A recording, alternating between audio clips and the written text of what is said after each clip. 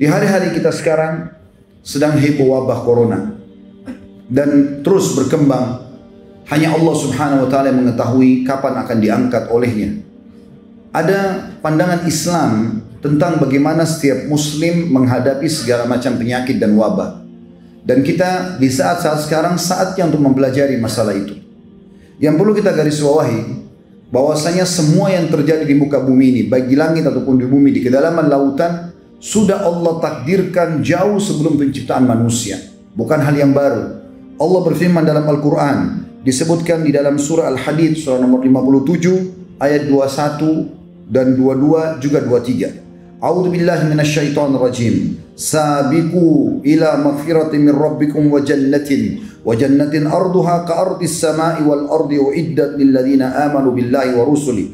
Dzalika fadlullahi yutihi man yasha wallahu dzul fadlil azim. Bergegaslah kalian kepada pengampunan Tuhan kalian, taubatlah segera dari dosa-dosa kalian, dan kejarlah surga yang luasnya seluas langit dan bumi. Dijanjikan untuk orang-orang yang beriman kepada Allah dan Rasul-Rasulnya. Itulah karunia Allah yang sangat besar yang diberikan kepada siapa yang dia inginkan, dan Allah memiliki karunia yang sangat besar. Ma asaba min musibatin fil ardi wala fi anfusikum illa fi kitabin min qabli an nabra'aha. Inna dzalika 'ala Allah yasir. Tidak ada sesuatu yang menimpa kalian dari musibah di bumi ataupun di diri-diri kalian kecuali sudah tercatat di dalam kitab sebelum kami menciptakan kalian. Dan itu sangat mudah bagi Allah. Ayat 22, ayat 23-nya, likai la ta'sau 'ala ma fatakum wa la tafrahu bima atakum wallahu la yuhibbu kulla mukhtalin fakhur. Semua itu yang terjadi kalian suka atau tidak suka, terutama dalam masalah musibah, agar kalian tidak terlalu bersedih terhadap apa yang telah luput dari kalian. Subhanallah, dengan adanya corona seperti ini, salah satu hikmah yang dalam Al-Quran disebutkan adalah membuat orang yang punya masalah-masalah itu menjadi kecil semuanya, karena adanya masalah yang lebih besar yang mereka sedang hadapi. Dan juga agar kalian tidak terlalu berlebihan bergembira sehingga melampaui batas terhadap apa yang dia berikan. Dan Allah tidak suka dengan orang-orang yang sombong. Pelajaran yang sangat besar bagi orang beriman adalah bagaimana mereka meyakini tentang takdir Allah. Kalau Allah Subhanahu wa taala mampu melakukan apa saja. Bukankah Allah sudah tenggelamkan Fir'aun sebelumnya? Allah hancurkan Namrud, Fir'aun dengan air di Laut Merah, Namrud dengan seekor lalat, dan kaum Hud yang begitu kuat, kaum Ad dikenal, mereka tinggi besar, kekar-kekar, bahkan postur tubuhnya memiliki atau mendekati postur Adam alaihissalam, artinya 60 siku ke langit. Allah binasakan dengan tiupan ataupun angin, dan sekian banyak contoh-contoh dalam masalah ini. Dan bukankah Allah sudah turunkan banyak sekali virus sebelum corona ini, dan itu juga sudah terjadi. Ada DBD juga yang menyebabkan orang banyak meninggal dunia, ada HIV sebelumnya, dan ada yang lain-lainnya. Dan Allah Subhanahu wa taala menurunkan itu sebagai pelajaran agar manusia, orang-orang beriman tahu Allah mampu mengerjakan apa saja, tapi semua itu berputar sesuai dengan kemahaadilan Allah. Allah nggak mungkin menyusahkan hambanya, tapi ada hikmah-hikmah yang mungkin manusia belum bisa menjangkaunya, di mana Allah Subhanahu wa taala menjadikan itu terjadi. Sebagaimana akan kita sebutkan. Di antara hikmah yang sangat besar, pelajaran adalah bagaimana sekarang seluruh dunia peduli dengan kebersihan. Bayangkan teman-teman, kalau tidak terjadi corona ini, maka manusia banyak dalam jorok dan kotornya. Sekarang semua harus dibersihkan, tangan dibersihkan, meja makan, kursi, pegangan pintu, segala macam hal. Sebenarnya tanpa menunggu penyakit itu harus dijaga. Dan Allah menyebutkan Allah suka sekali dengan keindahan dan kebersihan. Dalam sebuah hadis kata Nabi SAW, Inna Allah jamil, yuhibbul jamal. Allah indah, bersih, sempurna, suka dengan semua itu. Kalau tidak ada terjadi ini secara massal, apakah seluruh dunia akan bisa peduli dengan kebersihan? Belum tentu tentunya.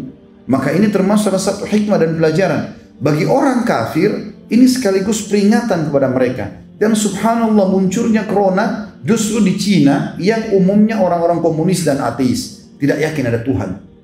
Kenapa? Alasannya salah satunya mereka mengatakan karena Tuhan tidak kelihatan. Maka mereka selalu kumandangkan, sampai di Indonesia pun orang-orang komunis mengatakan itu. Kalian orang Islam mengaku punya Tuhan, mana Tuhannya? Saya mau lihat, tidak nampak. Maka karena dianggap tidak nampak, tidak ada Tuhan. Subhanallah, Allah datangkan corona, virus yang mereka tidak bisa lihat. Tapi mereka bisa rasakan. Dan terlalu banyak hal yang kita bisa rasakan setiap hari, tapi tidak nampak. Tapi ada. Seperti rasa lapar, rasa kenyang, rasa senang, rasa sedih, marah, ya, dan segala macam ini bisa kita rasakan. Gejolaknya setiap saat, tapi tidak bisa nampak. Maka ini pelajaran besar bagi orang kafir. Dan subhanallah kata ulama, Allah subhanahu wa ta'ala menjadikan di zaman kita sekarang, justru yang banyak mengadakan penelitian-penelitian baik ke bulan, keluar angkasa, di bumi sampai masuk ke hutan-hutan, ke hewan-hewan, di lautan, ke dalam lautan, itu justru orang-orang ateis. Walaupun ada di antara mereka statusnya di keluarganya atau di lingkungannya adalah orang Nasrani, tapi kalau ditanya mereka tidak yakin ada Tuhan. Allah buat mereka justru yang melakukan penelitian dan akhirnya mengerucut kepada sebuah poin, oh pasti ada yang ciptakan. Tidak mungkin dengan keajaiban besar ini terjadi begitu saja. Jadi hikmah yang sangat besar yang bisa kita ambil. Itu poin pertama yang kita bisa ambil adalah ini takdir Allah subhanahu wa ta'ala. Yang kedua, Islam mengajarkan kepada kita, ya, semua kita penganutnya, agar kembali kepada agama dalam panduan menghadapi masalah-masalah. Di antaranya wabah dan penyakit-penyakit ini.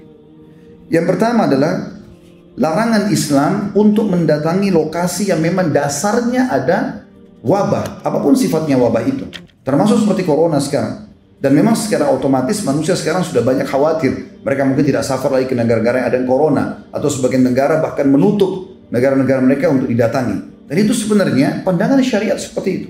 Bagaimana Nabi SAW bersabda dalam sebuah hadis Bukhari, "Idza sami'tum bit-ta'uni bi ardin fala taqdimu alaihi.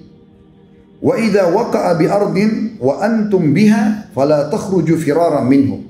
Kalau kalian dengarkan taun, wabah, ya, tersebar. Tentu ini ada yang mengatakan kusta, ada yang mengatakan pes, tapi intinya dia wabah. Kalau kalian dengar sebuah wabah tersebar di satu lokasi, jangan pernah kalian masuk ke lokasi itu. Dan kalau kalian sedang ada di dalam, maka jangan kalian keluar kena lari darinya. Pernah terjadi, kurang lebih terjadi tahun 17-18 Hijriah, di zaman kekuasaan Amir Mu'minin Umar bin Khattab radhiyallahu anhu, dikenal dengan taun Amwas. Jadi wabah yang terkenal di wilayah Amwas, ya. Itu kurang lebih terjadi tahun Masihnya 639 Masehi. Waktu itu mati kurang lebih 20-25 ribu jiwa kena wabah ini. Dan mereka pada saat itu kebetulan kaum muslimin sedang menghadapi orang-orang Romawi. Umar bin Khattab lagi keluar dengan pasukan besarnya untuk menghadapi Romawi, menaklukkan mereka agar bisa menerima Islam. Dan pada saat itu, pada saat Umar bin Khattab mau masuk ke dalam sebuah lokasi, ternyata di sana ada informasi yang sampai kepada beliau, ada wabah taun, ada wabah yang mematikan di dalam ini. Maka Umar bin Khattab menahan seluruh pasukannya, lalu bermusyawarah dengan sahabat-sahabat dari Muhajirin, dari Ansar, orang-orang yang dianggap senior. Kira-kira apa yang harus kita lakukan? Masukkah? Baru kita tawakal kepada Allah? Kena ya sudah, nggak kena ya sudah? Atau kita nggak masuk lalu kita dianggap lari dari takdirnya Allah? Kesimpulannya teman-teman sekalian, pada saat itu ada dua orang sahabat, Abu Ubaidah bin Jarrah radhiyallahu anhu, sahabat Nabi yang mulia, juga Mu'adz bin Jabal, berkata, "Wahai Amir Mu'minin, apakah Anda lari dari takdirnya Allah? Udah masuk aja, tawakal." Lalu Umar bin Khattab menjawab, mengatakan, "Wahai Abu Ubaidah, kalau seandainya bukan kau yang ucapkan." Artinya sayang kalau kau sampai ucapkan itu, sebenarnya kau harus berilmu. Lalu kata Umar, "Bagaimana kalau seandainya kau punya gembalaan? Lalu ada dua buah lembah, satu lembahnya itu tidak ada tanamannya, yang satu ada tanamannya. Kira-kira yang mana kau akan bawa gembalaanmu? Ke tanah tandus kah lalu kau katakan tawakal Allah? Atau ke tanah yang ada tumbuh-tumbuhannya?" Lalu kata Umar, "Saya tidak akan masuk." Abu Ubaidah pun tetap ngotot, dia masuk, salaman sama Umar bin Khattab, akhirnya sama Mu'adz bin Jabal masuk dan terbunuh dengan wabah tersebut. Yang terjadi teman-teman sekalian, setelah masuk dua sahabat yang mulia ini, ternyata ada sahabat Nabi yang namanya Abdurrahman bin Auf, sahabat-sahabat yang masyhur namanya, datang mengatakan, "Wahai Amir Mu'minin, saya punya berita dari Rasulullah sallallahu alaihi wasallam, bahwasanya Nabi SAW bersabda, kalau wabah taun ada di sebuah lokasi, jangan kalian masuk, dan kalau kalian sudah di dalam, jangan kalian keluar." Maka kata Umar, "Segala puji bagi Allah yang telah memandu kami." Oleh karena itu, isolasi ini sangat positif. Artinya memang kita tidak masuk ke sana, atau bahkan kita menahan dulu orang tidak sembarangan masuk ke negara kita, bagiannya sangat positif. Sekarang banyak orang bertanya-tanya, kenapa Arab Saudi tidak izinkan umrah? Lalu kemudian sangka buruk, berpikir positif dulu. Saya dapat informasi di sana, Ka'bah itu kan selalu dipegang oleh orang. Dan corona ini dari tangan orang bisa pindah langsung, pegangan orang saja sudah bisa pindah. Maka kalau dibuka umrah, bukan cuma bahaya bagi penduduk Saudi sendiri, bagi kaum muslimin. Berapa juta orang yang tawaf setiap hari, berapa banyak orang yang tawaf setiap hari, dan berapa banyak tersebar seluruh dunia penyakit ini. Maka ditutup. Dan penutupan umroh haji bukan baru sekarang. Sudah dalam sejarah Islam beberapa kali terjadi umroh haji tertutup. Tapi hal-hal terjadi karena peperangan, ada karena peribut antara kekuasaan dan segala macam hal. Jadi ini bukan hal yang baru. Apalagi ini hanya sementara waktu saja. Demi maslahat semuanya. Dan ini ada dalam syariat kita. Oleh karena itu teman-teman yang tidak punya ilmu jangan banyak berbicara. Akhirnya mendapatkan dosa. Apalagi bahasanya kenapa pemerintah Saudi. Berarti satu Saudi disalahkan. Berapa banyak orang yang Anda harus minta maaf dengan masalah ini. Kenapa pemerintah ini larang? Pemerintah itu yang dibahas. Berapa banyak dosa yang kita bisa dapatkan. Kalau Anda punya masalah sama seseorang, kerucut ke orang itu saja. Misal suami istri ribut, kemudian suami misalnya marah sama saya, lalu dia mengatakan, kamu memang ini tidak dididik oleh kedua orang tuamu. Tadi dia cuma masalah sama istrinya, sekarang masalah sama kedua mertuanya. Jadi 3 dosa dia, 3 musuh dia. Apalagi kalau dia bilang, memang keluargamu begitu. Satu keluarga, kalau keluarga 30 orang, punya 30 orang masalah. Kalau dia bilang memang negaramu begitu atau sukumu begitu, mungkin 300 orang sukunya, memang negaramu begitu. Berarti kalau ke Indonesia 200 juta dia harus minta maaf dengan sekian ratus juta orang. Maka harus hati-hati dengan lisan, apalagi kalau tidak punya ilmu. Ini berbahaya. Maka dalam kondisi fitnah seperti ini kita tidak berbicara kecuali dengan ilmu yang benar. Sudah ada betul-betul penelitian baru kita berbicara, itu pun kalau ada manfaatnya kita berbicara. Kalau tidak maka diam adalah emas. Juga dikatakan Ibnu Hajar rahimahullah tentang masalah ini. Beliau wafat tahun 852 Hijriah, menjelaskan kalau larangan mendatangi tempat penyakit itu karena dikhawatirkan menular ke siapapun yang masuk wilayah itu, dan larangan orang yang berada di wilayah tersebut keluar agar orang lain tidak terjangkit penyakit taun. Dan bukti bahwasanya ada penyakit yang menyebar, yang menular, kalau ada sebabnya tentunya. Misalnya kita sengaja interaksi dengan orang-orang yang kena penyakit menular, maka ini ada dalilnya. Disebutkan dalam hadis Bukhari. Kata Nabi SAW, la tadimun nadra ila majzumin. Jangan kalian terlalu banyak interaksi ataupun menatap orang yang kena wabah, kustak atau yang lainnya. Berarti memang ada sifat menular. Walaupun ada sabda Nabi SAW mengatakan la adwa, tidak ada penyakit menular, tapi maknanya la adwa tanpa sebab, bila sebab. Harus ada sebabnya. Orang jelas-jelas flu, dia habis pegang ingusnya, mohon maaf, lalu salaman sama Anda. Anda bilang nggak apa-apa, nggak ketular kok. Lalu ingusnya kita gosok di hidung kita, menular masalahnya. Kalau ada sebabnya maka pasti akan ada akibat, seperti itulah. Kemudian juga kalau terjadi bagi orang-orang beriman, misal kalau sampai ada yang kena pun, dan kita berharap tentu karena ini adalah wabah yang Allah datangkan sebagai hukuman, gitu kan? Jelas ini adalah hukuman karena Umar bin Khattab berkata radhiyallahu anhu, tidak mungkin wabah itu kalau misalnya wabah, bahasa Arabnya wabah, tidak mungkin wabah datang turun dari langit Allah jadikan sebagai sebuah bencana di muka bumi kecuali karena dosa yang sedang terjadi, dan tidak akan pernah diangkat kecuali dengan taubat. Jadi kita sebagai orang beriman tahu, yakinlah teman-teman, kalau Anda orang beriman kepada Allah Subhanahu wa taala, mengikuti panduan syariat Allah, syariat Anda, syariat Islam, dan Anda juga terapkan apa yang diperintahkan agar bisa selamat dari wabah, dari penyakit sebagaimana yang kita sebutkan sebentar lagi insyaallah, maka Anda akan aman, tidak perlu khawatir.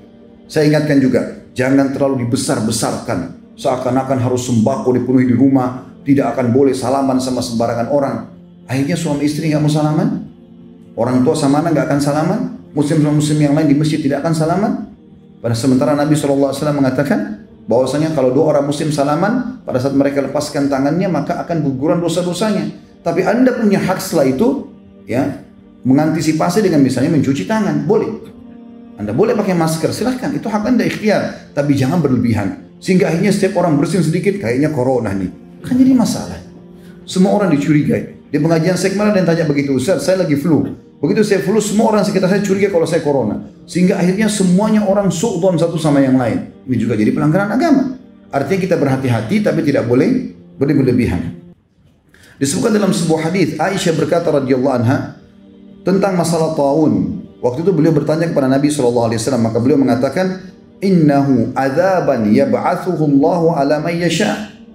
Wabah itu sebenarnya adalah wabah taun terutama, tapi ini wabah secara bisa juga masuk dalamnya. Allah utus kepada siapapun sebagai siksaan yang dia inginkan. Faja'alahu Allahu rahmatan lil mu'minin. Dan pasti itu kalau tim penerima orang beriman maka Allah jadikan rahmat buat dia. Dalam riwayat Bukhari yang lain, kalau ada seorang mukmin meninggal karena taun wabah, maka dia mati syahid. Dan kemudian dikatakan, falaisa min 'abdin yaqa'u ta'un fayamkuthu fi baladihi sabiran ya'lamu annahu la yusibu illa ma kataballahu lahu illa kana lahu mithlu ajru syahid.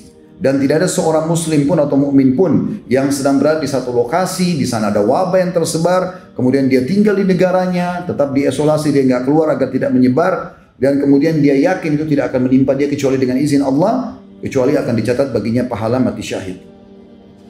Sebab-sebab syar'inya ada disebutkan oleh Nabi SAW, di antaranya hadis yang mulia. Kata Nabi SAW, ya ma'syaral muhajirin, wahai orang-orang muhajirin, khamsu khisal atau khisalu khamsin idza tulitum bihinna wa a'udzu billahi an tudrikuhunna. Ada 5 perkara, kalau kalian diuji oleh Allah dengannya maka ini sangat berbahaya. Tapi aku berlindung kepada Allah untuk kalian agar kalian tidak terkena. Lan tadhhar fahishatu fi qaumin qattun hatta yu'linu biha illa fasha fihim at-ta'un. Ketahuilah, tidak ada satu maksiat dosa besar kepada Allah di lokasi orang kafir atau orang beriman tersebar merajalela itu kecuali Allah akan mendatangkan wabah taun kepada mereka. Wal auja' dan masalah-masalah yang berat, penyakit berat. Allati lam takun maghat fi aslafihim alladhina maghaw, yang tidak pernah menimpa orang-orang yang datang sebelum mereka. Lam yanqusul mikyala wal mizana illa ukhidu bisinina wa shiddatil mauna wa jurus sultan alaihim. Dan tidak ada seorang pun di antara mereka atau komunitas yang curang dalam timbangan kecuali pasti mereka akan mendatang atau mendasarkan peceklik dan juga susahnya kehidupan serta pemimpin yang zalim terhadap mereka. Walam yamna'u zakat amwalihim illa muni'ul qatra minas sama walaulal bahaimu lam yumtiru. Dan tidak ada seorang pun atau satu kaum yang menahan zakat harta mereka kecuali Allah akan tahan hujan dari langit, dan kalau bukan karena hewan-hewan mereka tidak akan diberikan hujan. Walam yanqudu ahdallahi wa ahda rasulih illa sallallahu alaihim aduwwan min ghairihim fa akhadhu ba'da ma fi aidihim. Dan tidak ada seseorang pun atau komunitas yang sengaja mengingkari janji Allah dan Rasulnya. Allah mengatakan akan dapat ini, kalau berbuat ini akan dapat ancaman itu, lalu dia mengatakan tidak mungkin. Dia coba mengkhianati dan mengingkari masalah itu. Kecuali Allah akan datangkan musuh-musuh yang akan menguasai mereka dan akan mengambil sebagian apa yang ada di tangan mereka. Wa ma lam tahkum a'immatuhum bi kitabillah wa yatakhayyaru mimma anzalallah illa ja'alallahu ba'sahum bainahum. Dan tidak ada satupun pemimpin-pemimpin mereka yang tidak menerapkan kitab Allah dan mereka tidak menjadikan sebagai sesuatu yang harus diterapkan apa yang Allah turunkan kecuali Allah akan menjadikan permasalahan di antara mereka. Itu yang kedua, atau maksudnya poin yang kedua yang berhubungan dengan masalah apa yang harus kita lakukan. Pecahannya adalah kita harus mengisolasi tempat itu. Kemudian cabang daripada poin kedua ini adalah bagaimana kita berobat. Nah, kita tutup dengan ini teman-teman sekalian, bagaimana berobat. Berobat ini ada 3 cara dalam syariat kita, dan ini sayangnya yang pertama dan kedua yang merupakan asas dilupakan oleh kaum muslimin. Yang ketiga yang merupakan akhir daripada ikhtiar, justru ini yang mereka fokus untuk melakukannya. Teman-teman sekalian, kita harus yakin dengan sabda Nabi SAW dalam hadis Bukhari. Beliau bersabda, "Ma anzalallahu da'an illa anzalallahu lahu shifa." Allah tidak akan pernah menurunkan penyakit kecuali Allah turunkan kesembuhan bersamanya. Nggak ada kata-kata tidak ada kesembuhan. Nggak ada dalam Islam penyakit tidak ada obatnya, mustahil. Pasti ada. Itu sabda Nabi SAW dan tidak mungkin salah. Ini wahyu yang sudah diberikan kepada kita. Maka yang harus dilakukan 3 hal. Yang pertama, yang ini yang orang tinggalkan adalah berdoa, berzikir, sholat, sedekah, taubat. Ini asas daripada hilangnya wabah dan juga penyakit. Mara bahaya. Dan ini banyak ditinggalkan oleh kaum muslimin. Misal, masalah doa, kata Nabi SAW, la yaruddul qadha illa doa. Tidak akan pernah ada yang bisa mengubah takdir kecuali doa. Kemudian Nabi SAW juga bersabda di dalam hadis riwayat Tirmidzi, inna doa yanfa'u mimma nazala wa mimma lam yanzil, fa'alaikum ibadallahi bid doa. Sesungguhnya doa akan bermanfaat terhadap apa yang sudah ditetapkan, takdirkan, dan apa yang belum ditetapkan atau ditakdirkan. Maka hendaklah kalian memperbanyak doa. Juga dalam sabda Nabi SAW tentang masalah doa, seperti misalnya doa keluar dari rumah. Biasakan membaca doa ini. Kata Nabi SAW, siapa yang keluar rumah membaca Bismillah, tawakkaltu ala Allah, la hawla wa la quwata illa billah. Dengan nama Allah, aku bertawakal kepada Allah, menyerahkan diri kepada-Nya dan tidak ada yang kekuatan kecuali milik Allah. Kata Nabi SAW, apabila seseorang keluar rumahnya, lalu dia membaca doa tadi, maka Allah akan menjawab mengatakan, engkau akan diberi petunjuk, dicukupkan dan selalu terjaga. Maka syaitan pun akan menyingkir darinya. Syaitan yang lain berkata, bagaimana mungkin engkau bisa mengganggu seseorang yang telah mendapat petunjuk, kecukupan dan penjagaan. Ini sebuah hal yang luar biasa. Bagaimana dia membaca doa keluar rumah misalnya. Begitu juga dengan doa-doa yang lain. Ya. Seperti misalnya dia supaya diijabah doanya, dia baca doa Dzannun atau la ilaha illa anta subhanaka inni kuntu minadh dhalimin. Jadikan sebagai zikir dia. Ya Allah, tidak ada Tuhan yang berhak disembah kecuali Engkau, Maha suci Engkau, aku termasuk orang-orang yang zalim.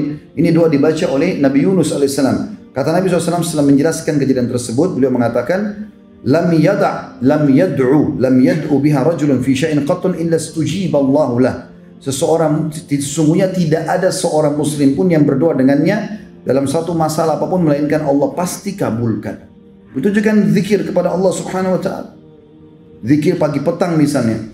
Di antara zikir pagi petang bunyinya a'udzu bikalimatillahi tammati min syarri ma khalaq. Hadis riwayat Muslim. Aku berlindung kepada Allah dengan kalimat-kalimat Allah yang sempurna dari segala yang buruk diciptakan. Kata Nabi SAW, siapa yang membaca ini 3 kali di pagi hari dan 3 kali di sore hari, ya, maka tidak akan ada mudarat atau mara bahaya yang akan memudaratkannya hingga sore hari. Kalau dia baca 3 hari pagi sampai sore dia aman. Dan kalau dia baca 3 kali sore hari, maka tidak akan ada mara bahaya yang akan memudaratkannya hingga pagi hari lagi. Dijaga oleh Allah Subhanahu wa taala. Zikir yang pendek mudah diamalkan. Begitu juga dengan zikir pagi petang yang masyhur, walaupun semuanya hampir semuanya 80% intinya minta agar diberikan keselamatan. Di antaranya adalah Allahumma inni as'alukal afiyah fid dunya wal akhirah. Ya Allah, aku minta kepadamu keselamatan di dunia dan di akhirat dari segala macam bara bahaya termasuk wabah. Allahumma inni as'alukal afwa wal afiyata fi dini wa dunyaya wa ahli wa mali. Allahumma astur awrati wa amir rawati. Allahumma ihfazni min bayni yadayya wa min khalfi wa an yamini wa an shimali wa min fawqi wa a'udzu bi'azamatika an uqtala min tahti. Hadis sahih riwayat Ahmad. Yang artinya, Allah, sungguh aku memohon kepadamu keselamatan di dunia dan di akhirat. Ya Allah, sungguhnya aku memohon kepadamu keselamatan dalam agamaku. Jangan sampai aku menyimpang. Kemudian juga keselamatan di duniaku, keselamatan di keluargaku, keselamatan di hartaku. Ya Allah, tutupilah aurat-auratku, maksudnya kekurangan-kekuranganku, dan tentramkanlah hatiku dari rasa takut. Ya Allah, peliharalah aku dari mukaku, dari belakangku, dari kananku, dari kiriku, dan dari atasku, dan aku berlindung dengan kemahabesaranmu agar aku tidak tergelincir ataupun kena gempah dari bawahku. Ini diantaranya saja, dan cukup banyak zikir-zikir. Ya. Di dalam hadis yang lain, ada seorang sahabat pernah datang kepada Nabi SAW lalu mengatakan, ya Rasul, di pagi hari, tadi malam saya disengat oleh kalajengking, berbisa. Ini sekarang bengkak semuanya, membiru kakinya. Kata Nabi SAW, ama lau qulta hina amsait. Coba kau baca pada saat kau tiba sore hari semalam, a'udzu bikalimatillahi tammati min syarri ma khalaq lam tadurruk. Kalau seandainya tadi malam kau baca, aku berlindung kepada Allah dengan kalimat-kalimat Allah yang sempurna dari segala keburukan yang Dia telah ciptakan, maka tidak akan membahayakanmu. Hadis sahih diriwayatkan oleh Imam Muslim. Itu juga dengan sholat. Ada sholat teman-teman sekalian yang mungkin orang tidak banyak fahami, tapi sholat ini dikerjakan oleh Nabi SAW. Itu sholat yang sifatnya mutlak. Dikatakan dalam sebuah hadis yang sahih riwayat Ahmad, Abu Dawud, hadis Hasan riwayat Ahmad dan Abu Dawud, karena Nabi SAW idza hazabahu shalla, idza hazabahu al-amr shalla. Bahwasanya Nabi SAW setiap kali ada masalah yang dihadapi, pasti beliau langsung pergi sholat. Dan sholat ini sifatnya bukan duha, bukan sholat malam, bukan sholat wudu, bukan taubat. Antum wudu, sholat niat pendekatan diri kepada Allah. Ya, ini dibolehkan, dimutlakkan ya sholat ini. Dan ini dikerjakan. Begitu juga teman-teman memperbanyak amal saleh seperti sedekah. Ini banyak menghilangkan dari wabah dan permasalahan. Hadis Nabi SAW riwayat Tabarani dengan sanad sahih. Sana'iul ma'ruf taqiyu masari as-su'. Sesungguhnya semua perbuatan kebaikan, ketakwaan kepada Allah akan menjauhkan dari segala macam masalah berat atau yang buruk atau kejahatan. Wa sadaqatus sir tudfi'u ghadabur rabb. Dan sedekah secara sembunyi-sembunyi akan meredam murkanya Allah. Wasilatul rahim tazidu fil umur. Dan melanjutkan hubungan silaturahim akan menambah panjangnya umur. Di dalam hadis yang lain kata Nabi SAW, inna sadaqata latudfi'u ghadabar rabb wa tadfa'u an mitati su'. Ketahuilah bahwasanya sesungguhnya sedekah itu akan meredam murkahnya Allah. Jadi kalau Allah marah dengan menurunkan wabah dan segala macam hal, Allah bisa angkat murkahnya itu dengan sedekah kita. Wa juga sedekah itu dan juga dia akan bisa menolak mati yang buruk. Di dalam hadis yang lain riwayat Al-Hakim kata Nabi SAW, sana'il ma'ruf taqiyu masari su'. Semua perbuatan baik akan menjauhkan dari segala macam mara bahaya. Wal afaq, gangguan-gangguan. Wal halaqat, hal-hal yang membinasakan. Wa ahlul ma'ruf fid dunya hum ahlul ma'ruf fil akhirah. Dan orang yang suka buat kebaikan di dunia, maka mereka adalah orang-orang yang juga ma'ruf di akhirat. Termasuk teman-teman sekalian dianjurkan agar menutup wadah-wadah minum dan makan ya di rumah. Disebutkan dalam sebuah hadis, dan hadis ini juga adalah hadis yang sahih.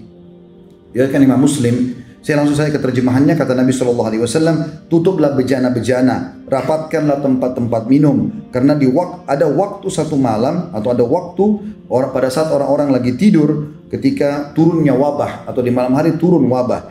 Tidaklah ia melewati bejana yang tidak ditutup ataupun tempat minum yang tidak dirapatkan kecuali ia akan masuk ke dalamnya. Wabah itu akan masuk. Makanya sunnah Nabi SAW adalah bagaimana kita menutup wadah-wadah minuman dan makanan kita. Tentu masih banyak poin-poin yang lain teman-teman, karena khutbah Jumat saya ringkaskan.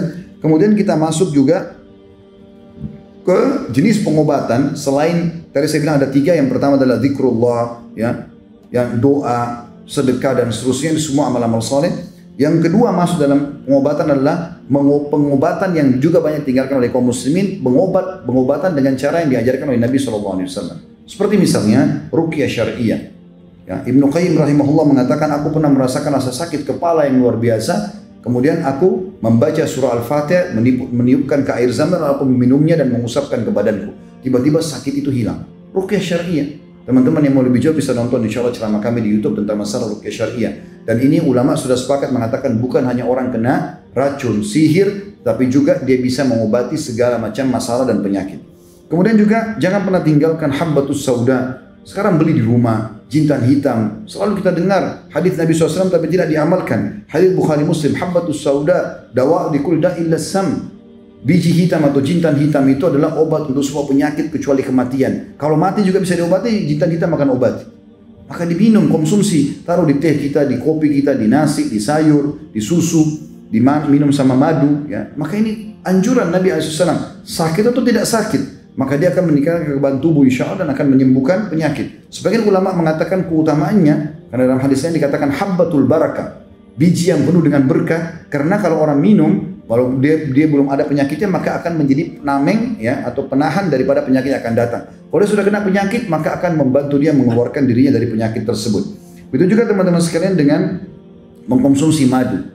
Madu ini dikonsumsi, tapi bukan air madu, madunya dikonsumsi. Ada orang punya 1 kilo madu, 1 tahun baru habis. Diminum madu itu, jadi madu tanpa dicampur apa-apa. Itu baru manfaatnya besar. Tapi banyak orang 1 sendok makan ditaruh di 1 botol air 1 liter. Sehingga jadi air madu, bukan madunya. Madu dikonsumsi. Dan Nabi SAW pastikan kesembuhan pasti di 3 hal.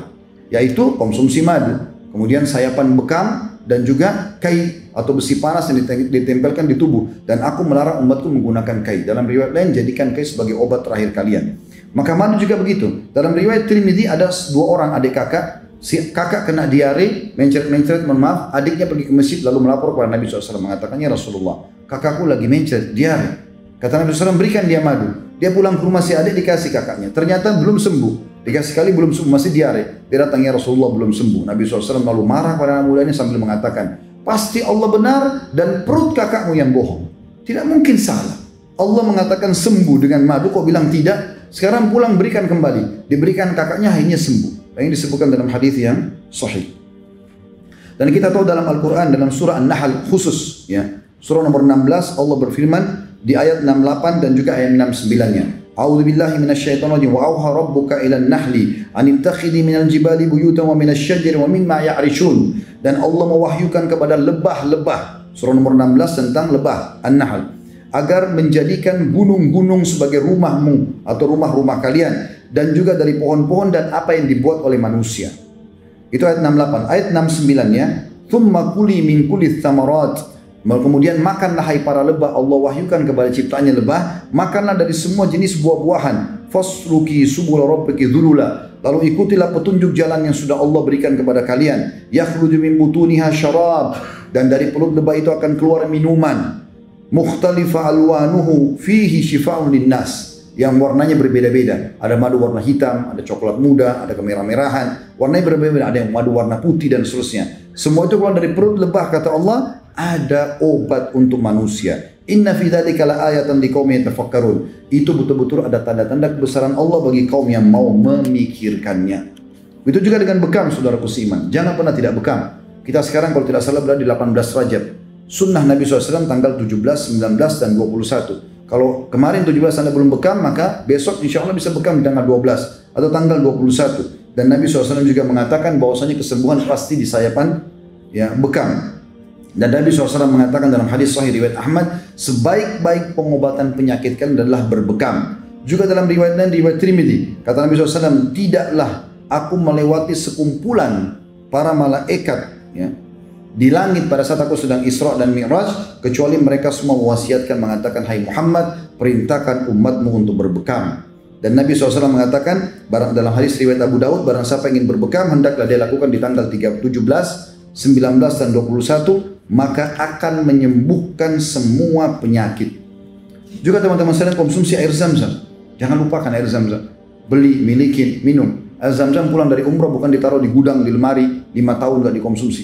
Minum Zam-Zam. Dan ulama mengatakan Zam-Zam akan terus berlaku walaupun dicampur dengan air lain. Misal, antum cuma punya 1 galon 5 liter, biasa kalau pulang umrah dikasih. Baik, kita minum sebagiannya. Bisa diisi dengan air biasa. Air biasa yang bercampur dengan Zam-Zam akan berubah jadi Zam-Zam secara otomatis. Jadi tidak akan pernah habis Zam-Zam kita sebenarnya. Kita bisa tinggal menambahkan air terus-menerus dan itu terus akan berlaku sebagai hukum Zam-Zam. Dan kata Nabi SAW dalam hadis sahih riwayat Muslim, air Zam-Zam penuh dengan berkah. Ia merupakan makanan yang mengenyangkan dan obat untuk semua penyakit.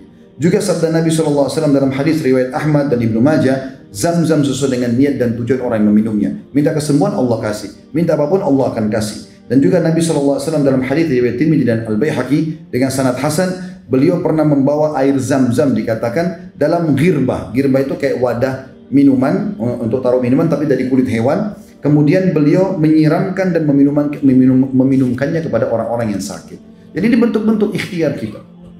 Kemudian yang terakhir, pengobatan ketiga yang paling banyak orang sekarang melakukannya dan meninggalkan yang pertama dan kedua, yaitu berobat secara medis. Dan ini dianjurkan juga dalam Islam. Tapi ini pengobatan terakhir justru. Kalau kita malah terbalik, dokter dulu, nanti kalau sudah tidak bisa sembuh dengan 30 dokter, baru sholat malam. Baru mau berdoa. Allah di nomor 30 kan, bagaimana bisa sembuh? Maka ikhtiar medis adalah ikhtiar yang terakhir. Hanya pelengkap saja. Sebagaimana Nabi SAW bersabda, sesungguhnya Allah tidak turunkan penyakit, hai hamba Allah, kecuali Allah turunkan bersama obat, maka berobat wahai hamba-hamba Allah. Aku qauli hada, saya sudah mengucapkan perkataan saya ini, wastaghfirullah li wa lakum, dan saya beristighfar kepada Allah, dan ada jamaah istighfar kepada Allah, fastaghfiruhu innahu wal ghafurur rahim. Beristighfarlah kepadanya karena dia Maha menerima taubat hamba-hamba dan juga Maha penyayang.